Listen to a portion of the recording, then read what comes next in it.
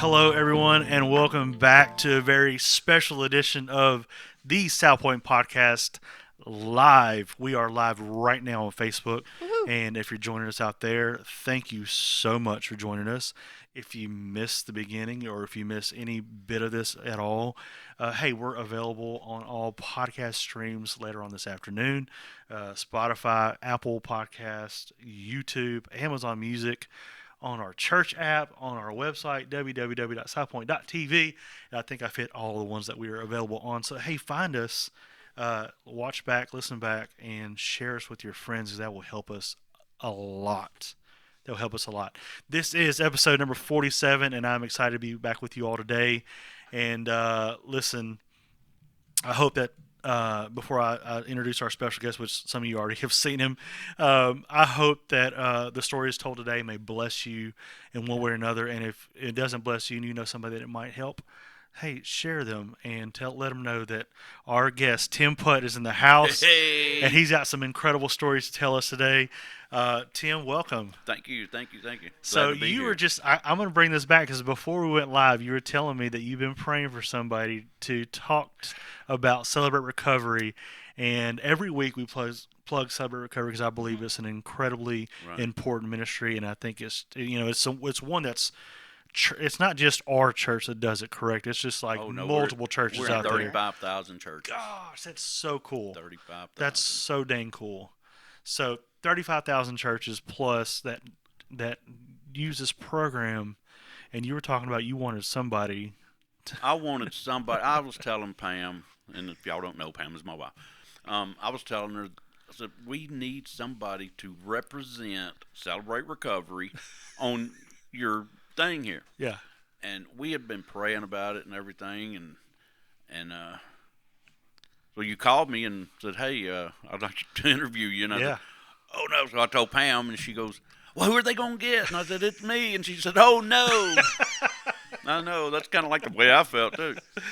Oh, my goodness. But, hey, it's a great thing you do here. Thank you. I mean, it lets people know what we're about at SouthPoint Church. Yes, that's the initial goal of this podcast when we started this a couple years ago. It was just to highlight the people of SouthPoint Church, and not only highlight the people, but highlight what we do here. Right. You know, that we have an opportunity to promote and plug things like Night of Worship, which was the last episode, and just different things like that. And we have a lot of exciting things coming up here in the next few weeks, as well as highlighting other ministries that are involved here at SouthPoint Church that a lot of people may not know about, which is why I need you guys to share it with your friends and family who might need this, or you might know somebody who might need to be in Celebrate Recovery. Absolutely. And I'm going to let you tell some stories and talk about your life, and then we're going to talk about Celebrate Recovery as well. And we can just start there from the beginning. Okay. Just what is Celebrate Recovery initially? Celebrate Recovery is a safe place for anybody with any kind of hurt, habit, or hang-up to come and get support. We're not a rehab, but we are a very strong support group and everybody needs a support group. Absolutely. And if you say you don't have a hurt, habit, or a hang-up, you lying. Yeah. That's number one. That's called denial. Yeah, we just went over that. Absolutely. Right. I mean, so, and I was telling Pastor one time, I said, everybody in our church, not just our church, but every church, needs Celebrate Recovery. Yeah. Because everybody has experienced a death in their family, which leads to grief, or financial problems, alcoholism, drug addiction, codependency, smoking. I'm 2 years clean of smoking. I mean, 2 years, and I smoked for 50 some odd years. And at our retreat 2 years ago, absolutely, I tossed preacher my cigarettes, and I said, I'm not going to do them anymore. And thank God that, it's easy to quit. It's so easy to quit. But the hard part is staying quit. It's not, though. Well, for a lot of people, it's not. No, it's not. And, you can throw a pack of cigarettes out your window and then pull over 5 minutes later and buy another pack. Right. Because they're legal. It's so easily accessible for anybody to go get. Right? I mean, anybody can get them, But I'll just start out by saying I'm Tim Putt, and I'm a grateful follower of Jesus Christ. Absolutely. And I struggle with quite a few issues. One of them being I'm an ex-addict. I'm, like I said, clean of cocaine for over 30 years. My goodness. 2 years clean of tobacco, but I struggle with pornography. I struggle with a sexual addiction. I grieve. And you know what? We have there's somebody in our group at Celebrate Recovery that is struggling with some of the same things that I am and that you're struggling with too. Yeah. I mean, so whether we want to admit it or not. Correct. And once you come to Celebrate Recovery and you see how much love you're getting there, because it's all about love. Mm-hmm. It's all about God's love is what it's about. And God put us all here to love on each other. So in the midst of loving on each other, we're helping each other. You come in for grief, we're going to hook you up with somebody that's grieving too, or that has been grieving, that can help you grieve in a healthy way. Yeah. I mean, there's healthy grieving, and then there's very unhealthy grieving. I was talking to Miss Debbie about that the other day. It was like, she was talking about the grieving ministry she has on her Saturdays. And she was like, well, you walked through it. And I said, yeah, but I grieved a little bit different than like way my wife might have grieved with our lost ones. And I think that's why people need the support, right? Because correct, you might be dealing it different than somebody else. That's right. And there's somebody in there that's dealing with it the same way you are dealing with it different, and you need to be dealing with it the way they are. Them out, right? Because they're going to see you and say, "Wow, can you get me to that point?" And what initially brought me to Celebrate Recovery, we had a granddaughter. Addison, the love of my life, and I'm going to be good here. I'm not going to cry. That's all right. I make some ugly faces. That's all right. But her dad had backed over her in his truck, and killed her, and I was almost dead over it. I mean, it almost killed me as well. Even though knowing absent from the body, present with the Lord, because that's what God tells us. I knew where my granddaughter was, and she was where she needed to be. But I didn't see it that way. I was mad at God, and so at another church, before I started coming here, they had a Celebrate Recovery. So John Sager said, maybe you should try that out. I said, okay, let's do this. So I went, and immediately people was loving me. They were loving on me, finding out what was wrong, so they could help me. Yeah. And I kept going, because even after the first night, I felt a peace. And so Pam decided that she was going to go and support me in this thing that I was calling recovery. And once she started going, she realized, well, you know what, I need this too, for different reasons. Mm-hmm. So even if you're going to just support somebody, listen to what the people are saying, and you're going to realize that you need Celebrate Recovery just as much as anybody else does. Absolutely. And if it wasn't for Celebrate Recovery, I don't know where I would be now, because it's like they Celebrate Recovery pecked me on the shoulder and said, "We're here to love you, and we're here to try to help you. We can't fix you, absolutely, but we can steer you down the right road." You mentioned John Sager. Listen, anybody out there knows who John Sager is. He's one of we were talking about him before we even came on air. Right. He was a mentor of mine for several years there, and just one of the best guys out there, period. And he's currently involved with FCA and the schools around this area. And I couldn't talk about the best guy to be with these schools in this FCA program. Right, yeah. Which FCA was a big program for me as well. And when I was in high school, because I didn't have I guess you said my family was split away. My dad was gone, and my mom was doing all she could do to support me, and while I was living with my grandmother. So sometimes FCA was all I had. Right. That was all the church I had throughout the week, and I just give it all to those people that do that kind of thing. Well, tell us what FCA is. FCA is Fellowship of Christian Athletes. It's just a program that's involved in a lot of the schools, high school, middle schools, and it's not just for athletes, but it is. We took it upon ourselves, like, I played football in high school at South Haven High School. Did you see how I rolled that in there? Yeah, you did. That's like good. I was doing your job, you know what I'm saying? If I'm ever not here, we're going to call Tim. This is going to be great. But absolutely, FCA was a huge part of my life, because it was a Friday morning meeting, and I got to invite guys that played on the football team to just come have a little bit of Jesus.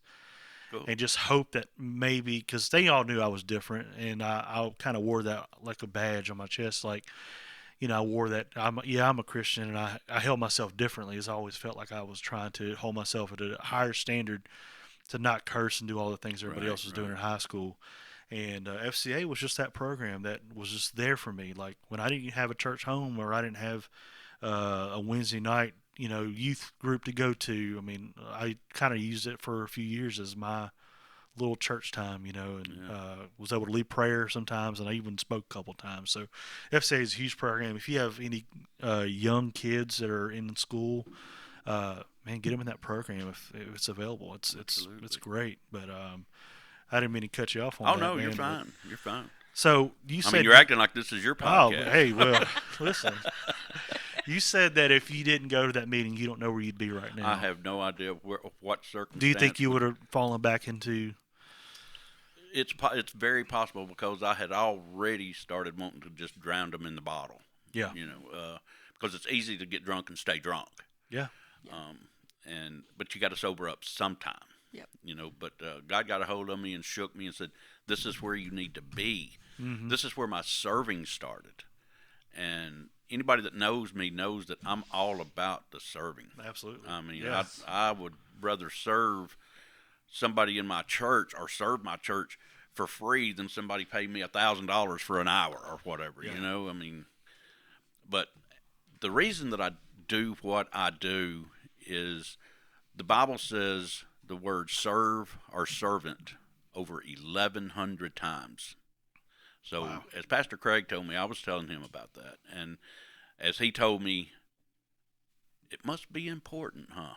I said, well, you know what? It must be. So that's why I do it, because God put the word in there 1,100 times. I mean, it's got to be important. Somebody's got to do it. Yeah, you're right. You're right. And why not me?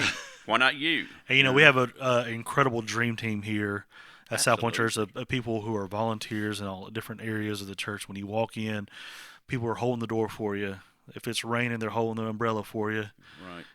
I think that's your team, right? That you is have my the team. yeah. Impressions. Man, the team. Well, team. Now listen. No, AVLO is the winners of the Slash Rumble. No. Who's the first person you see when you walk in? Impressions. Absolutely.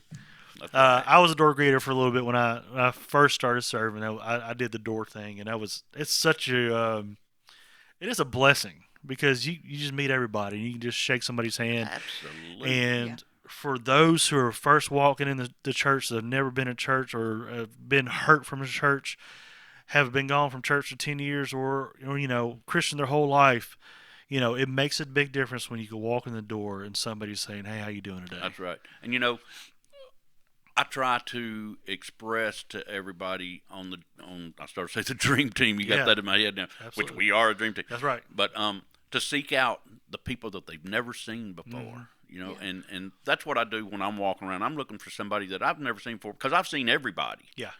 And I love everybody that I've seen. Yeah. You know what I mean? Yeah. I mean, even the children, especially the children. Yeah. They come to me. As soon as they get there, it might be for that sucker. Right. I was about to say, my kids come find you every Sunday. That's right. But I'm getting that love, and I'm showing them that somebody else loves them besides their family. Yeah. And that's what we're supposed to be about, is love. That's the whole thing. Mm-hmm. Love. Absolutely. Yeah, my kids come. My George be running around with a sucker. I'm like, "Where'd you get that, Mr. Tim?" Mr. Tim. That's dang right. I go through a box of them things a month. There's 100 in a box. That dang Tim and his suckers. Golly. But let me tell you this. I was telling you a minute ago. I was telling Pastor Craig one time about our church everybody needs to be in Celebrate Recovery. And he said, "Well, what if people like that misery?" I said, "Wow, okay, there's a question." And I still hadn't been able to answer that question. I mean, because the only thing that I can say is, if they like it, then they need to come to Celebrate Recovery. Yeah, absolutely. Let's break that chain. Yeah. I mean, I should have worn my vest today, but there's a part of Celebrate Recovery called Broken Chains, mm-hmm. and it's for bikers. You don't have to be a biker. You just have to, love bikes, okay? to join the club, but it's part of Celebrate Recovery, and it's great too. They do poker runs, for charities, for cancer and stuff like that, and it's an awesome part of Celebrate Recovery. But so I told Craig anyway. Getting back to that, I told Craig, I said, well, if they like it, they need to come and let us love on them a little bit, because we get personal. Yeah, we get personal. Yeah, and I've seen changes in some people that just blows my mind, because it reminds me of me when I was first in Celebrate Recovery. Mm-hmm. Yeah. But to see some the change in some people, especially people that you love. Yeah. I mean, you learn to love everybody. Absolutely.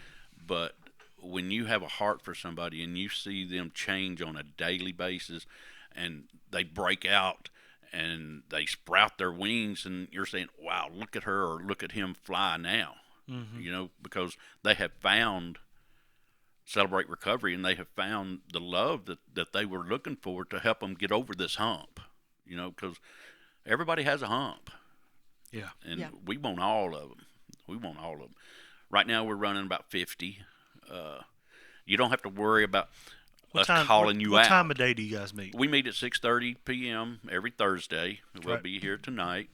And we're here. It doesn't matter if there's ice on the streets. It don't matter if Christmas happens to run on a Thursday or Easter.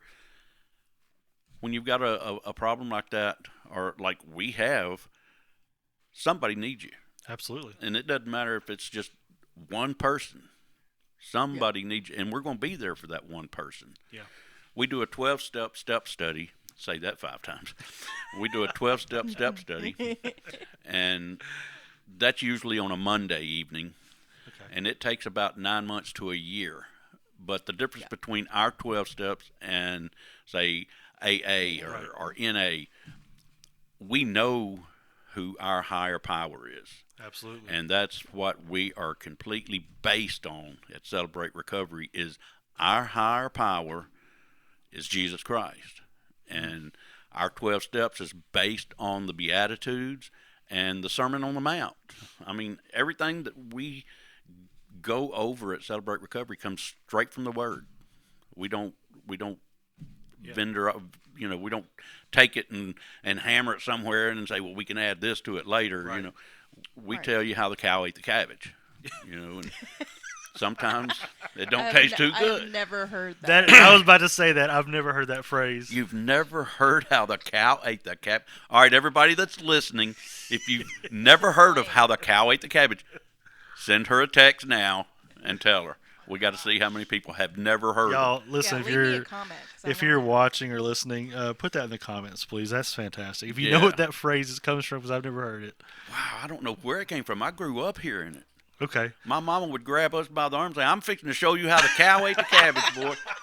And I'm thinking, okay, well, let's do this. And then here comes the bell. Were you causing trouble? I don't believe it. Phew. No. My middle name's Trouble. I know it's hard to realize. No way. So, okay, let's pause for half a second, and let me plug this real quick. The current series that we're on right now is Once Upon a Time. Every Sunday, 9 o'clock and 10:15, come to church. It is so good. We have a marriage summit coming up. Yeah. $50 per couple. Sign up on our app or online. And if you're at church, you can sign up in the lobby. Volunteer Rumble, where the AVLO team is going to repeat as champions. I'm going to put that out there. No, because I'm giving that cat back. It eats too much. And I think y'all will be taking the cat home this year. Listen, if y'all missed the last Volunteer Rumble, and if you're a volunteer here at SouthPoint Church, and if you're not a volunteer, like we're talking about right now, come join the team. It's just incredible. We have so much fun, and it's an amazing family to be a part of here at SouthPoint Church. Absolutely. And Tim, you are over Impressions. It's like I said, it's a great team. I'm in AVLO, and I'm on the prayer cross team. I think that's what we're called, Cross Point. I forgot what we're called, but anyway, I get to be part of several different teams, but it's so much fun that we get to have. But we do have a Volunteer Rumble coming up. What's the date of that, Katie? It is Tuesday, the 21st. 21st. At so, 6:30. Yep. And we're gonna have pizza. Mm. And some Cokes. And games. Good deal. That's gonna be so much fun. fun. So y'all come out there and be a part of that. No, Tim, you talking about as a kid? I'm really curious. Did you grow up in this area? I grew up in Memphis and went to Westwood, went to Jeter, went to Tresvant. Excuse me. Were you kicked out of all these schools, or were you I just... was kicked out of. I was kicked out of.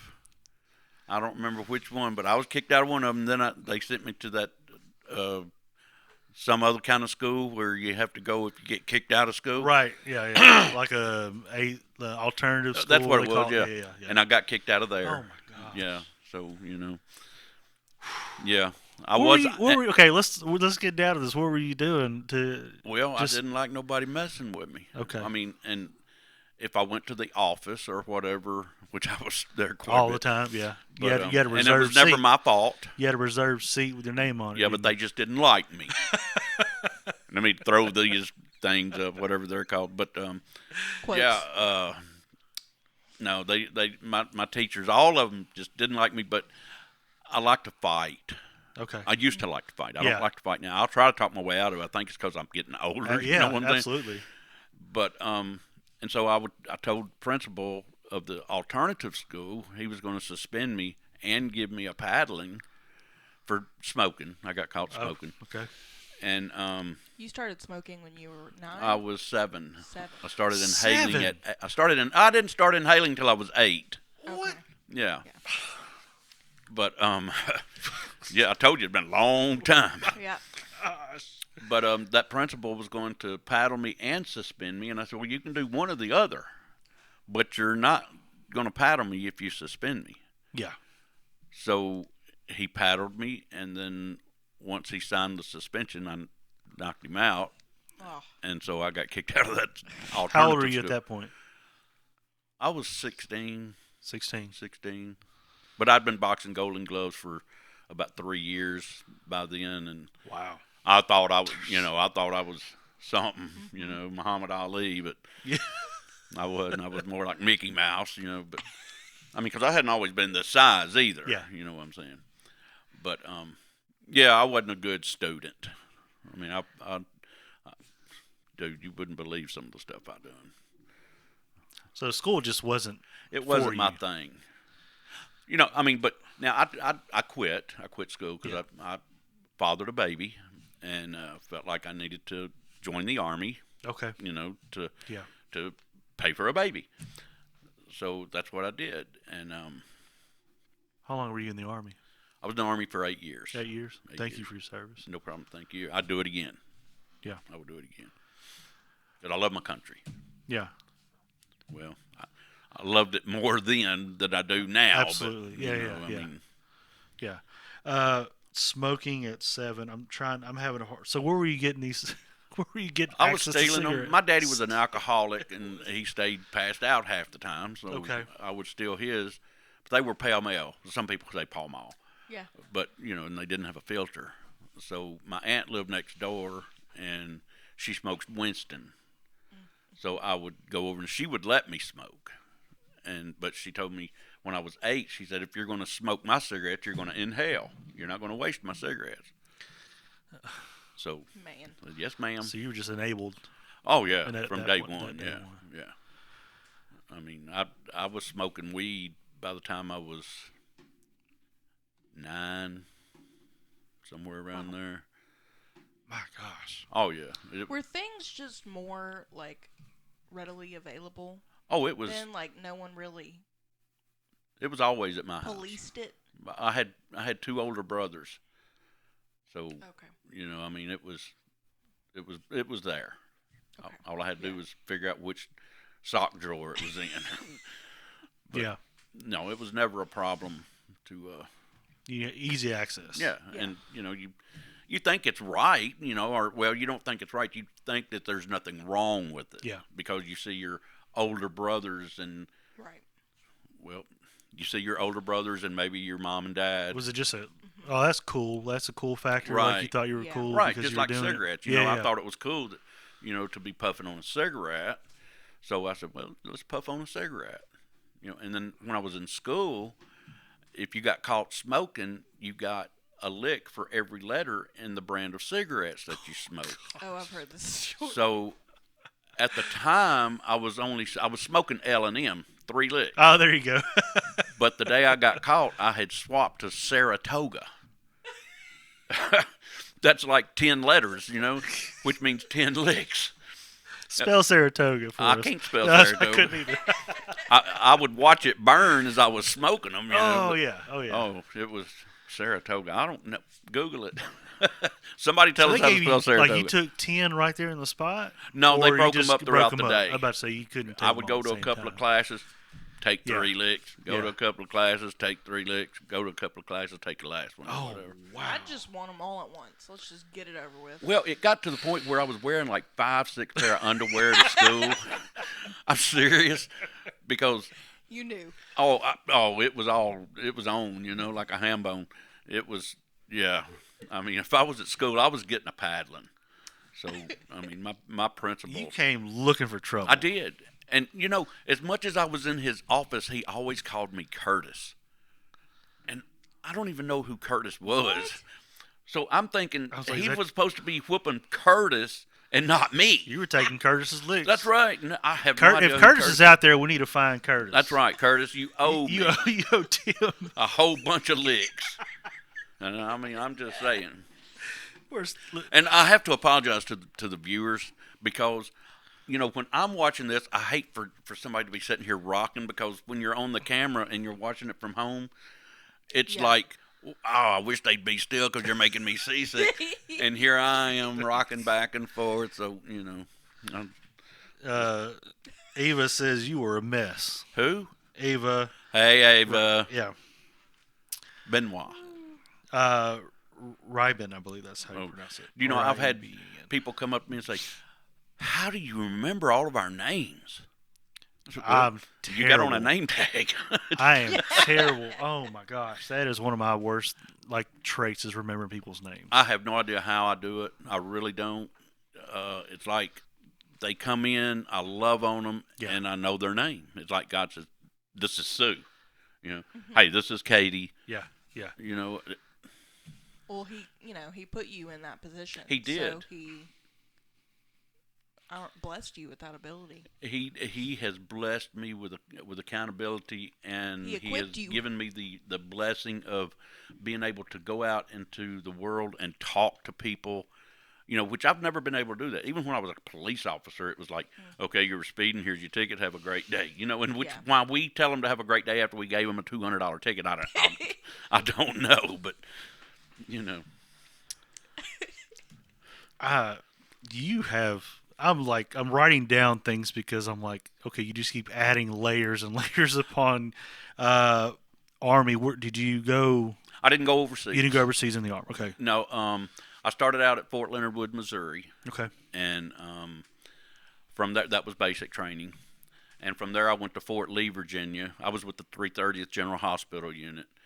And I was like a field technician. I would go around and give you a shot or put a Band-Aid on you or whatever, run a delousing machine out in the field, set up a shower or laundry, because you're out in the desert, you want some clean clothes. You were looking out for people's well-beings back then. Right.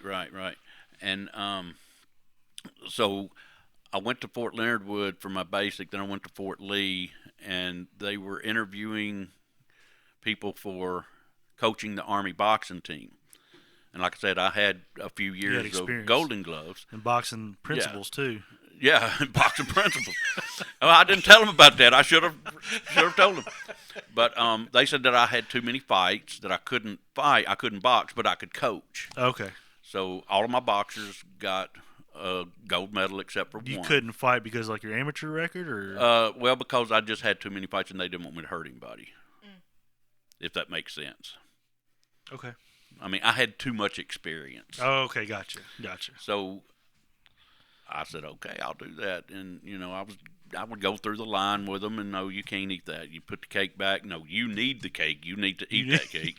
You give him your cake. You give him your meat. You need to gain 5 pounds this week. We need to get you up. Yeah. Now, I was a private doing this, okay? Okay. A private first class. And I had a couple of lieutenants and sergeants under me now, you know what I'm saying, that Oh, wanted man. the box. And I said, okay. You know, because I had to do a whole bunch of push-ups in basic training. Yeah. Well, because I'm me, you know what I'm saying? Yeah. But unshine, I'd have I'm to... sure you never ran your mouth to anything, Oh, Sergeant. okay. You know, and I hadn't cussed yet. I know you've been doing great. I have, hadn't I? But I've almost let it slip. We had a pre-meeting of warning of, Tim, please just, Be cool.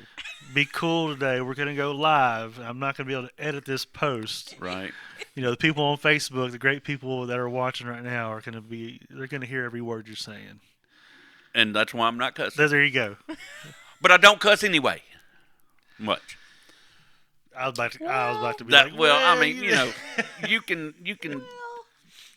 I'm a Christian, but I still cuss. Absolutely. I mean, Happens to all of Absolutely. us. who don't? You We're know. all flawed human beings. I mean, at my last job, which was down the street up here at Siemens, had one guy. Just if I hit my thumb with the hammer or whatever, and something come out of my mouth that was, oh yeah, Mr. Christian, it's okay. Yeah. But to this day, that man, and I hadn't worked since 2012 when I got diagnosed with cancer and had to do radiation and all that stuff. But do you know he contacts me still to this day on Facebook saying, look, man, I appreciate everything that you said when we worked together. He would text me and say, my dad's having surgery. Can you pray for him? Yeah. And this is coming from somebody that's never said the word prayer in their life, know. But You made an impact. and that's what we try. That's what we should do. We should everywhere we go. We should try to make that impact. Yeah. Even if it, like I told her, I ordered some more business cards the other day, and they come in a box about this long. And I don't know how many's in there. Probably 1,000. I think I ordered like 500 this time. Well, there's a bunch of them, and so I had to tell her I needed more. And and everybody else has probably used about, maybe 20 of their cards. Yeah. None of us remember. And everybody asked me, "What do you mean you're out of cards?" I use my cards. Yeah. I mean, I probably These give are out, for Celebrate Recovery? Yeah, Okay. Celebrate Recovery Gotcha. cards. Gotcha. It's got my phone number on it. Yeah. And my phone is on 24/7, except for right now because it's turned off. Yeah. But Well, if they want to talk to you, they can log in right now. Right. If you want to ask me a question, log in.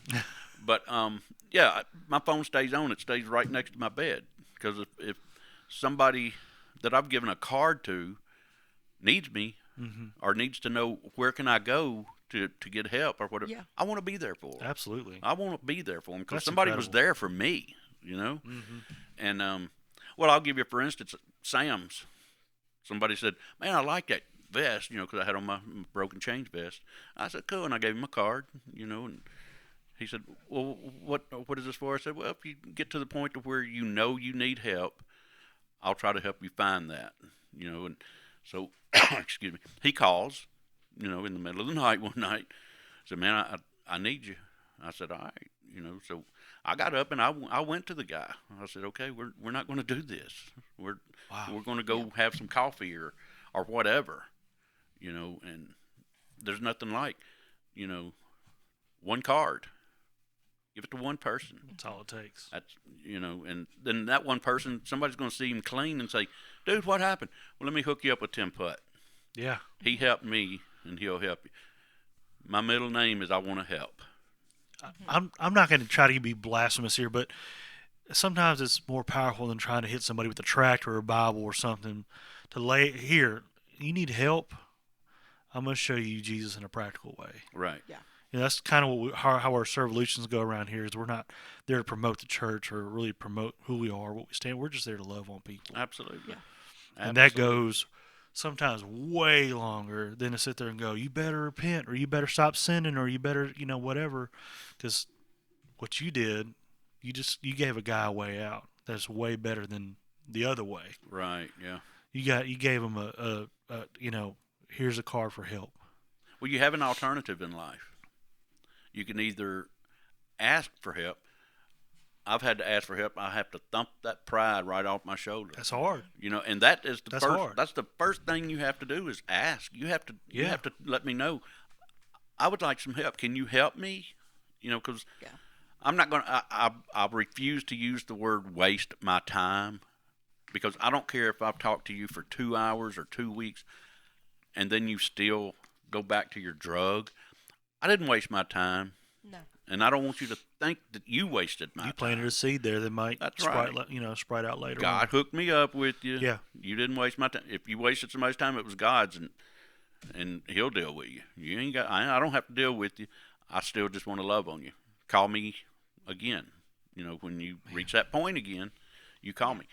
Before I forget this, I have to say this. We have Celebration Place now at Celebrate Recovery. Yes. From 5 years old to 12 years old. And it's not like a babysitting service. They go through a lesson just like we do. Okay. They have worship music. They have a lesson. They have homework just like we do.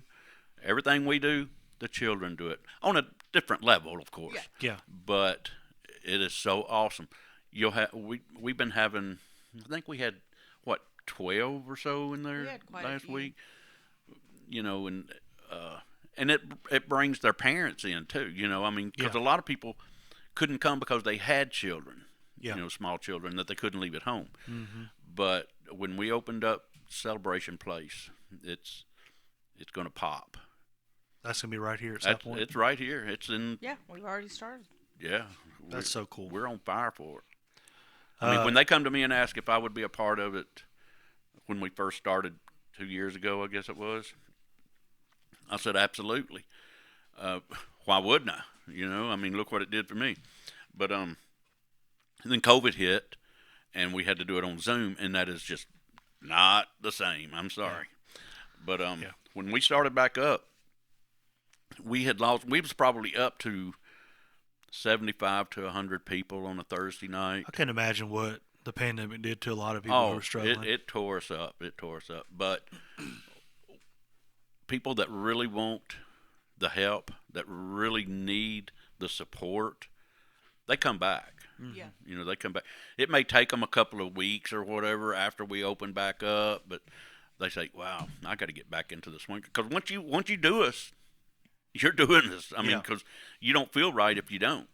Because it's a free service that God provides for you, and there's no judgment. All it takes is a little bit of time. Just a little time. We're done. We start at 6:30 and we're done by 8:15. Yeah. Except for the last Thursday of the month, and then we eat at 6 and we're done by 8:15. Yeah.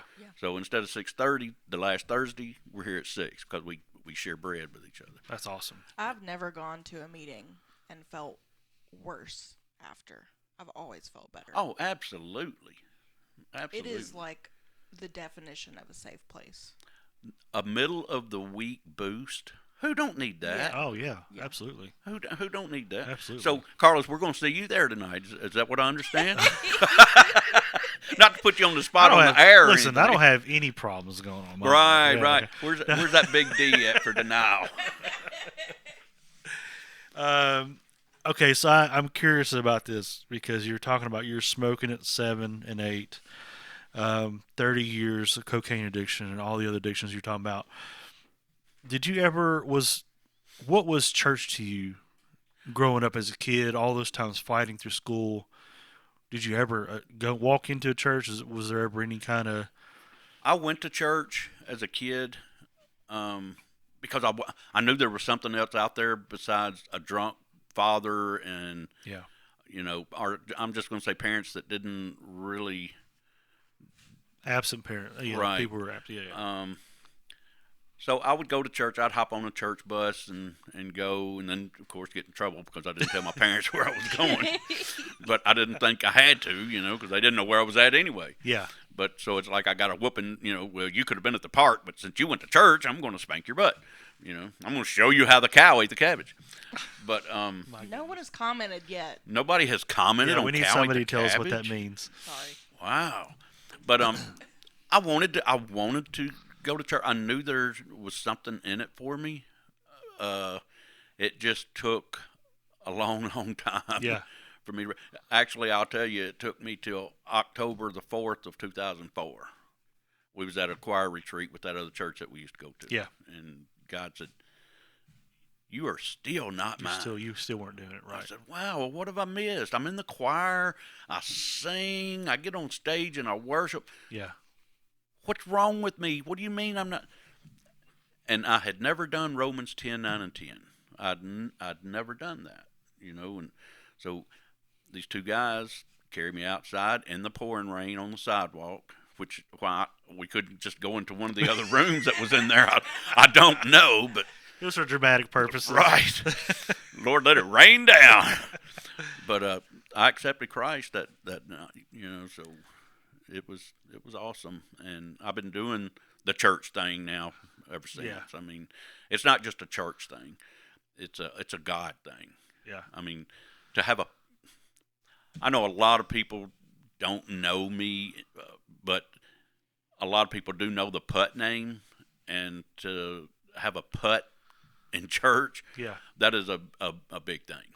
Yeah, absolutely. As a matter of fact, at my granddaughter's funeral, and I think this was her whole reason for being here, my sister-in-law, which was a Christian, she passed a couple of months ago, but she was there, and my brother was at my granddaughter's funeral, and God was telling me, I mentioned earlier that I was really mad at God. Absolutely, yeah. And I think He expects us to not understand everything He does or wants us to do. He just wants us to do it.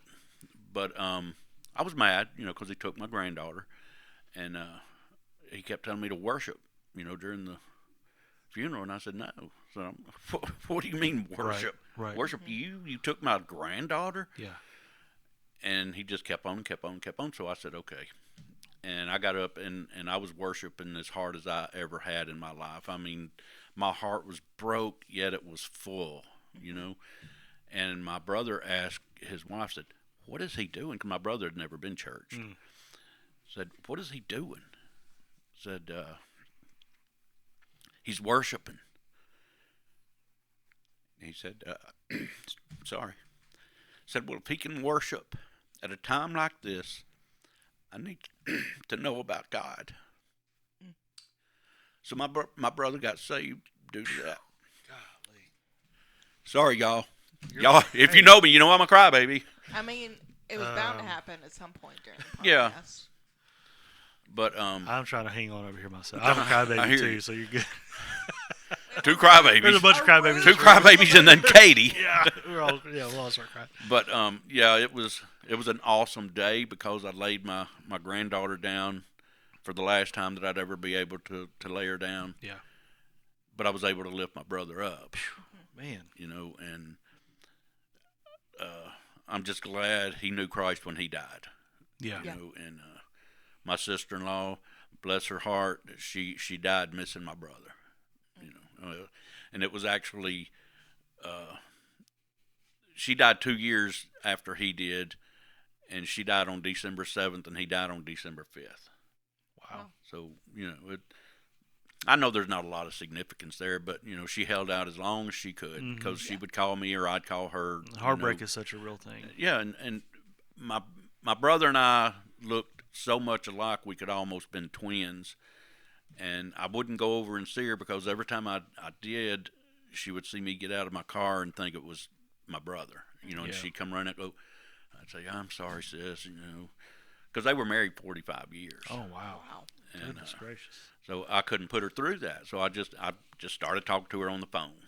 So I'm not going to put her through the visuals of seeing my brother and not actually seeing him, but she died of a broken heart is what she died from. Yeah. And, you can't tell me that there's no such thing as dying of a broken heart. Absolutely. Once you give up, it's gone, And I seen her just going away. Yeah. Yeah, I mean, that's, again, we're going to continue to point back to Celebrate Recovery if you're out there dealing with grief. She started coming to Celebrate Recovery. Okay. Yeah. And it was doing her some good. She started going to one out on Goodman Road, way out almost to Barton, Mississippi, because it was closer to her house. Right. But yeah, she attended that one a few times, and She hooked up with a couple of ladies that were grieving too. Mm-hmm. You know, then the church burnt down. So Oh, goodness. I know, right? Gosh. But see, if our church burnt down, we'd do Celebrate Recovery in the parking lot. This Well, our church- church did burn for a Right, minute our there, didn't church did Church burn. cannot burn down. No, it's been tried. You know, God got a reason this church ain't gonna burn. That's right. It's amazing. That's right. That's But right. our Celebrate Recovery is for anybody. I mean, it's for everybody. Everybody. I mean, I've had people come to me and say, you know, that would be relatives of somebody that's coming to Celebrate Recovery. Say, I don't know what y'all are doing in there, but just keep on doing it because my whatever relative is a changed person. Yeah. You know. Yeah. And Katie can back me up on that. Absolutely. I went for 1.5 years before I even was able to lay some of my stuff down. But y'all created that space to allow me that time. Absolutely. You know. And I'll tell you what, and she's the person that a whole lot of my talking about somebody that's in there. See, at Celebrate Recovery, we don't mention your name. Yeah. I mean, Yeah. if I see you in a store and I'm introducing you to somebody that's with me from Celebrate Recovery, I'm not going to tell you, oh, this is Bud. He's Celebrate Recovery with me. Yeah. You Right. know, or if I see, oh wow, there's Joe from Celebrate Recovery. Yeah.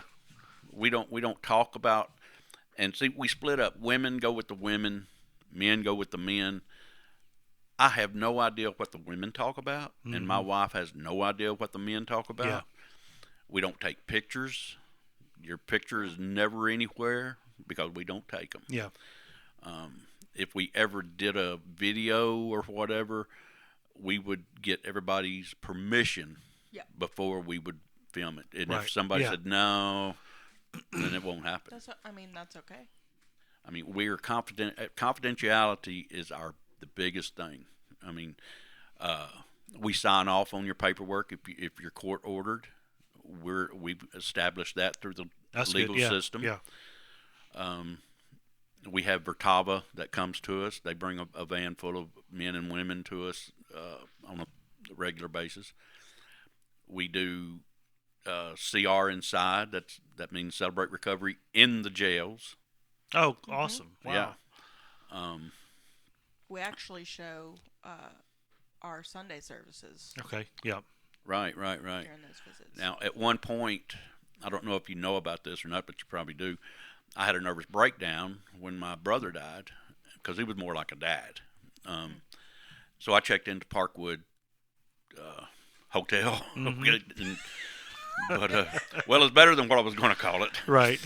But it was kind of weird because I went in and they put me in the same wing or area, whatever you want to call it, where everybody that was coming down off of drugs was at.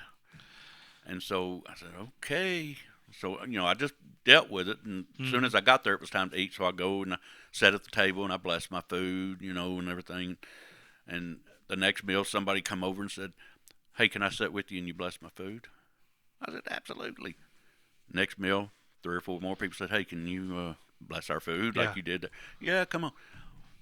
By the time for the next meal, the next day, they had come into the cafeteria and pulled all the tables together, and everybody was sitting with me so I could bless Waiting for their you to food. pray. Waiting for prayer. Yeah. And so it got to where I was praying with different people in there, with whatever problems, and they would get ready to leave, and they'd come and say, hey, can you pray over me because I'm fixing to leave, and I don't know what I'm going to do. And that's, here's my card. Let me know when I get out, send me a message or whatever, and let's hook up, and I'll try to help you. Everybody in there knew about Celebrate Recovery, and everybody in there knew about SouthPoint Church. So I asked God, I said, okay, Lord, why did you put me in here with the drug addicts? I'm having a nervous breakdown. Mm-hmm. I could not understand it for anything. It was driving me crazy. And he gave me the scripture where he sent Paul into the prison to preach to the people. Yeah. So they could hear his word. And I said, okay. I said, it's not prison, but it's kind of like prison, because you don't have shoestrings, you don't have a belt, and all this stuff. And I'm saying, whoa. But And then that night he gave me another one where he had the donkey speak. Oh, yeah. You know, yeah. and I said, I'll be your donkey. You know, I absolutely will be your donkey. So, you know, in every crowd, you've got one person that is rah, rah, rah, rah, rah, Right. You know, and so here's this guy. He's about 6'4", probably 275 pounds, going to whoop the world. And, you know, I had been talking to him, you know, praying with him and everything. Man, don't waste your time praying with me. I'm a lost cause. No, you're not. Yes, I am. You know, back and forth. Well, you know, I told you everybody was coming to me wanting me to pray with them. And I said, okay. So it come time for me to leave. I was going home. I was cured. Yeah. But, so the other people found out that I was leaving, and they was coming to me and the people that worked there saying, if he's leaving, who's going to pray for us? That was another hard one. How do I leave these people without the word?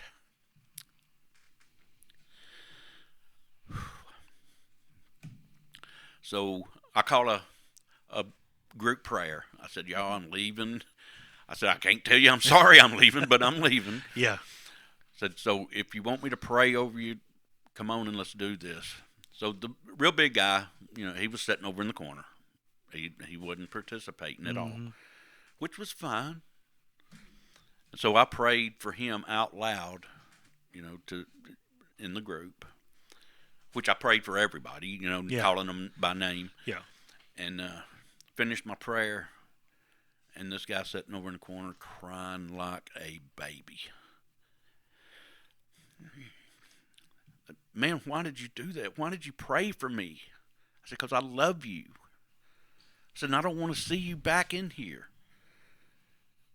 He said, but you're leaving. You're not going to care? I said, yeah, I do. And he's another one that keeps in touch with me on Facebook, at least weekly. At least so cool. Weekly. You know, you make a change in somebody's life, they're not going to forget you. Yeah. They're not going to forget you. And it just seems like God is just putting you in all these different areas. And he is, and I don't know why he chose me, you know. But I'm glad he did. Because he can use anybody. He can. He used an axe. He used a donkey. Yeah. I mean, he sent people to prison, you know. Hey, send me. I'll go. Yeah. Guy from AA was in Parkwood to give their little thing, you know, and he kept saying higher power. And I raised my hand. He said, yeah. I said, who's your higher power? He said, we'll get to that. Okay. A little bit later, I'm waiting on you to tell me who your higher power is. Not that I have anything against AA. Don't get me wrong. They've done great things for some people. Yeah. You know. But he never did say God. So I interrupted him one more time. I said, you know what? I said, I've got to go. I said, because if you can't tell me who your higher power is, I don't know who you're talking about. So I'm not going to be part of it.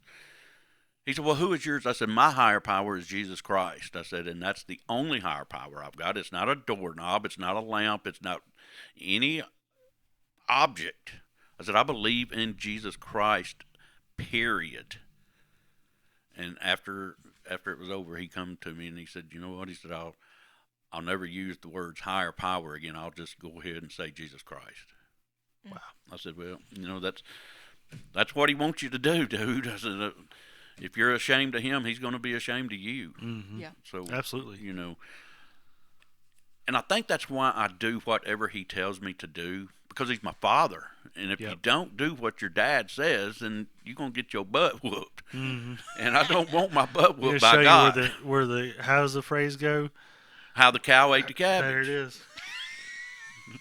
Jesus will show you how the cow ate the cabbage.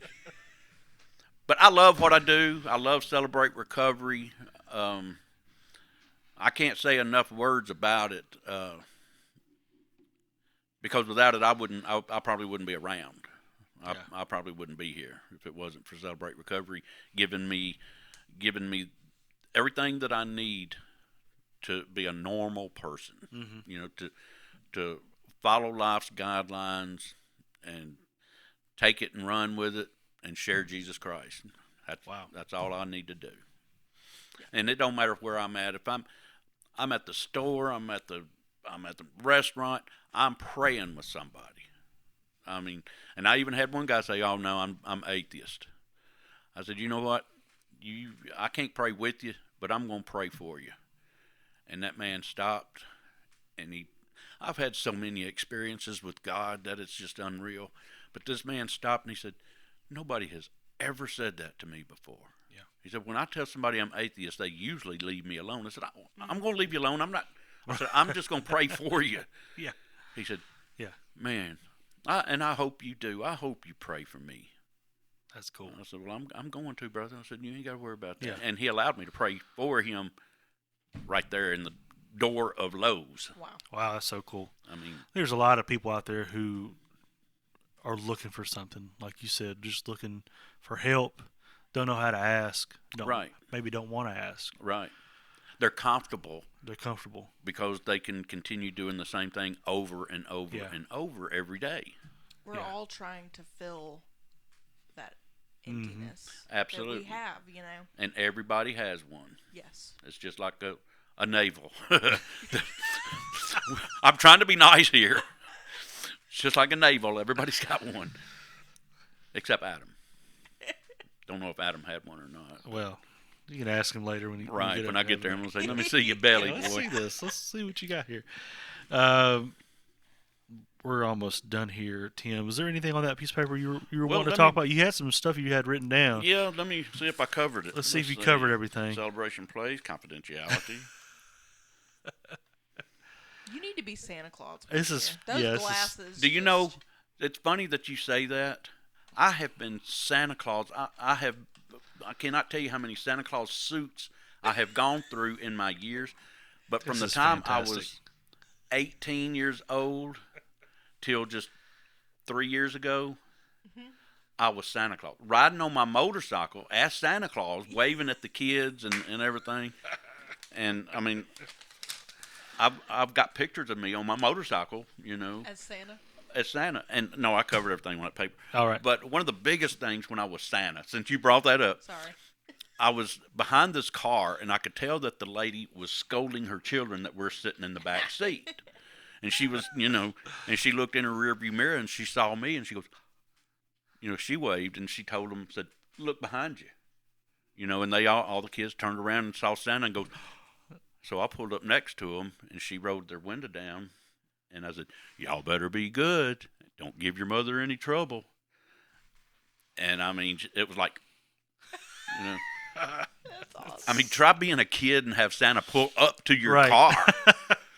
But, I mean, I would stop to get gas, and I'd have 50 people say, "Oh, would you take a picture with my daughter on your motorcycle or whatever?" I said, "Of course I will. Come on.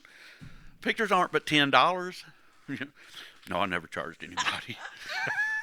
But, no, I love doing – I just love people. Yeah. I love making people smile and helping people. And you can see that throughout your entire life, no matter what you're dealing with. Right. Yeah. And I'll tell you one more thing.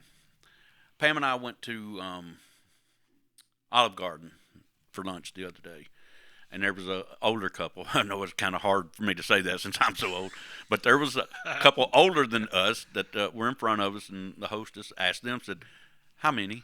And I stepped up and I said, "It'd be 4. And they turned around and looked. I said, "Well, I was going to see if y'all would buy my lunch." You know, just joking. That's the way I am, you know. Yeah. I don't care where I'm at. So they seated this couple and then come back for us. And there was a lady by herself sitting over to the side, and Pam and I had struck up a conversation with her and everything. So I told the waitress, I said, "I want to buy that lady's lunch." And see, that's what I was talking about earlier about, you know, I make $1,300 a month, fixed income. Mm-hmm. But God still gives me a little bit to bless somebody. Yeah, with. yeah. This was before we started recording. Oh, okay. But we were talking about tithing, right? Consistent tithing, and how important it is, and I'll always bring that up because I feel like Pastor Craig has just really put that in a way for we all can understand better, because I definitely didn't tithe consistently until I came to SouthPoint. Well, if you're not tithing, try it. Yep. Take their thing. You know, if you don't like it, they'll give you money back. Yeah.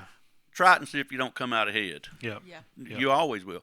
But anyway, I'll go in, tell the waitress, I said, I want to buy that lady's lunch. Just bring me her check.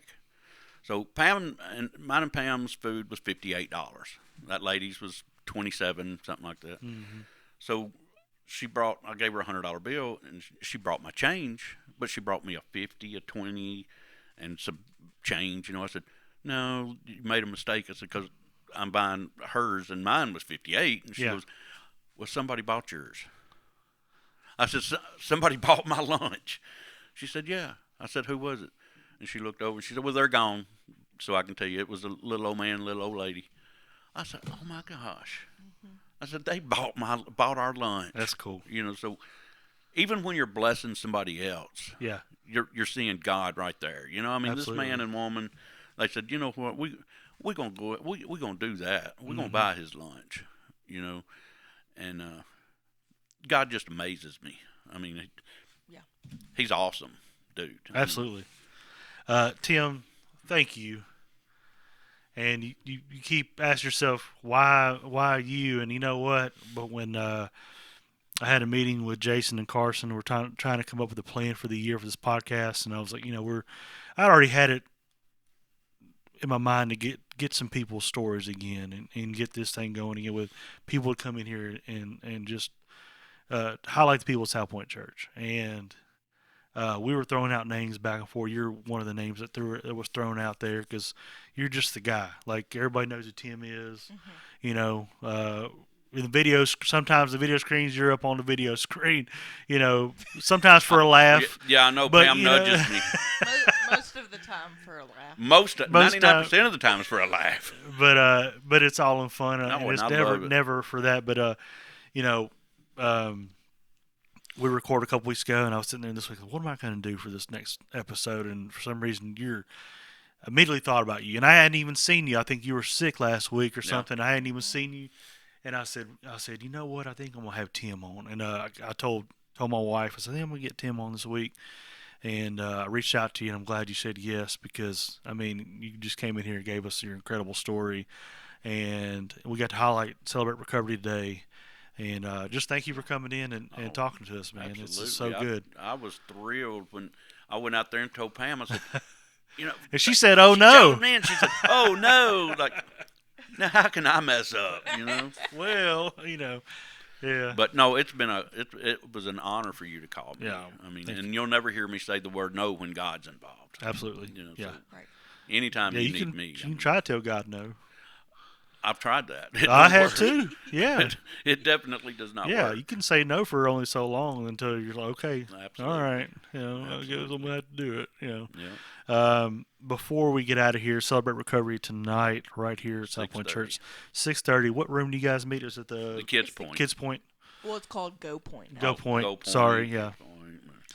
Yeah, it's hard. And then if you have kids, you can bring them 5 years old to 12 years old, and they have a study that they do as well. So that's so good. So, listen, there's nothing hindering you from coming, and just all you gotta do is say yes. Right. Just come. It just takes a little bit of your time, and you don't have to talk right away, right? There's nothing.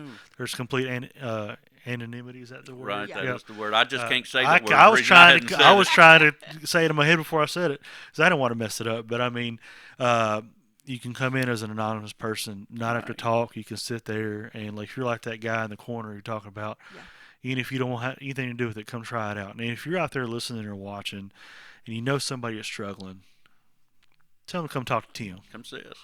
And we always say, keep coming back. That's awesome.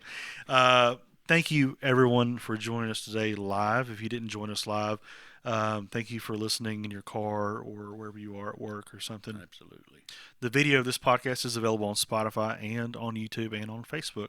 Audio is available on Apple Podcasts and Amazon Music. Anywhere else you might listen to your podcast as well. Thank you for joining us today. Tim, before we get out of here, the question I like to ask everybody, what are you currently loving right now? Life. I got my mother living with us. I get to take care of her. Yeah. I love my wife, my family. I'm just loving life. I love y'all. Thank you. I love you too, Tim. I love y'all. Katie, what are you loving? This week's been kind of a struggle for me, but I'm really loving Jesus. Amen. Awesome. Week. Amen. Yeah. What are you loving, Carlos? Yeah. Carlos. I was loving the little bit of good weather we had past couple of days. Took the kids walking around the park the other day. We have a puppy, and it's the first time we really gotten him walking around. So I was loving this time, and I got to go back to work tomorrow, but I mean that's okay. Well, somebody's got to work. Yeah, some of us got to do that. But hey, thank you all again so much for joining us. We are available once again on all podcast streams. Visit our website, www.southpoint.tv, for any and all information. We have an app available on our phone. We'll see you this Sunday, 9 o'clock or 10:15, or tonight at Celebrate Recovery, 6:30. All right. Thank you, guys. We love you all. Peace. Have a good week. Bye.